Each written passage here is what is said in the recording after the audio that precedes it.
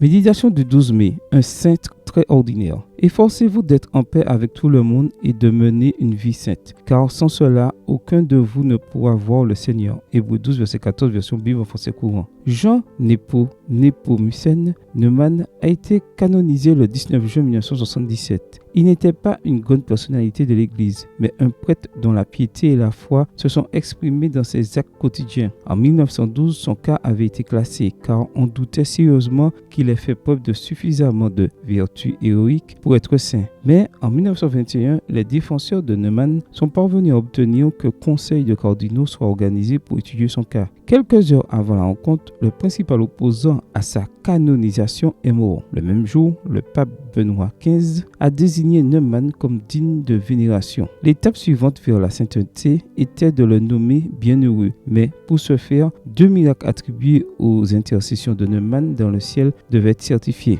De telles histoires semblent indiquer que la sainteté est réservée à quelques individus à la foi extraordinaire, mais que dit la Bible de la sainteté? Dieu veut que nous soyons tous saints. Paul affirme que Dieu a appelé tous les chrétiens à être saints. Romains 1, verset 7. C'est pourquoi dans l'Église primitive, dès qu'une personne intégrait l'Église, elle était considérée comme sainte. Dans l'Église catholique romaine, seuls quelques-uns dont la piété dépasse de loin celle de leurs coreligionnaires peuvent prétendre à la sainteté. Cependant, Dieu ne fait pas de favoritisme et n'a aucun intérêt à ce que certains soient plus saints que d'autres. Il désire au contraire avoir une Église glorieuse, sans tache, ni ride, ni rien de semblable, mais sainte et sans défaut. Éphésiens 5, verset 27. La sainteté est le résultat de la justice du Christ dans nos vies. Voir Tite 3, verset 4 à 7. La sainteté n'est pas conférée après une vie de service loyal à Dieu, mais au début de la vie chrétienne. C'est Dieu lui-même qui nous a mis à part pour un usage saint. Ainsi, la véritable signification de la sainteté est plus liée à ce que Dieu fait qu'avec ce que nous pouvons faire.